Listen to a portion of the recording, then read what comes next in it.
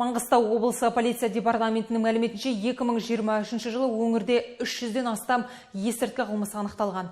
Сонымен қатар марихуана есірткі затын өсірумен айналысатын 4 есірткі зертханасы анықталып жойылды.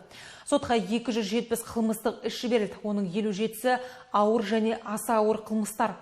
255 адам қылмыстық жауапкершілікке тартылды, ал 43 адам қылмыстық атқару жүйесі мекемелерінде жазасын өтеп жатыр. Рейдтік шаралар барысында 530 граффити жазулар боялды. Телеграмда есірткі сатумен айналысатын 115 сайт пен интернет дүкендер бұғатталды.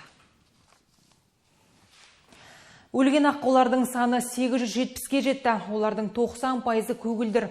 Құстар өлімінің басты себебі құс тұмауы дейді мамандар. Сонымен қатар экологтар құстар сұрыпталып жатқанын айтты. Әзірге үй құстар арасында ауру тіркелмеген. Оған қоса егу жұмыстары да жүргізіліп жатыр.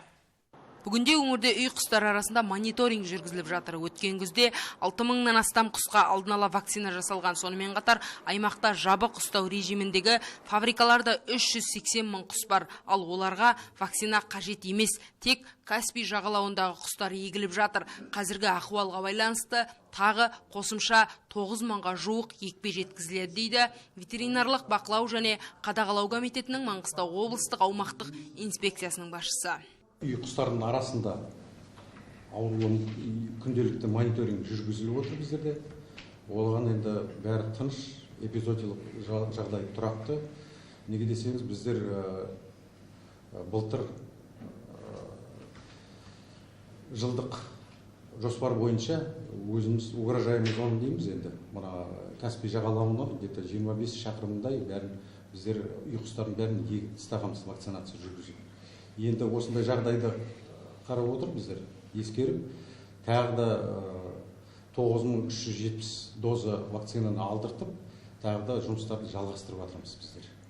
Құс тұмауының адамнан адамға жұғу көрсеткіші төмен, бірақ әрине адам ауру құсты ұстаса, сақтық шаралары болмаса жұқтырады. Әлемде адамның құстан құс тұмауын жұқтыруы өте сирек кездеседі. Егер жұқтыра қалса, мамандар Қазақстанда құс тұмауына қарсы вакцина жоқ екенін айтады. Сондықтан ауру ошағына жақындамау керек дейді.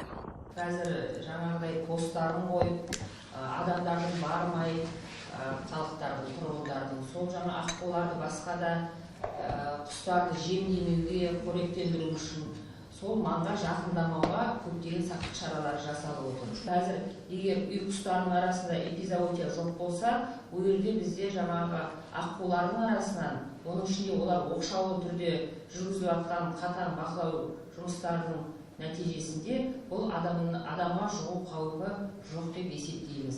Бірақ әрине осы адамға жұғу қаупі болмау үшін сақтық шараларының барлығы қатаң бақылауға алып, осы уәкілетті органдармен, әріптестермен бірге жұмыстарымыз.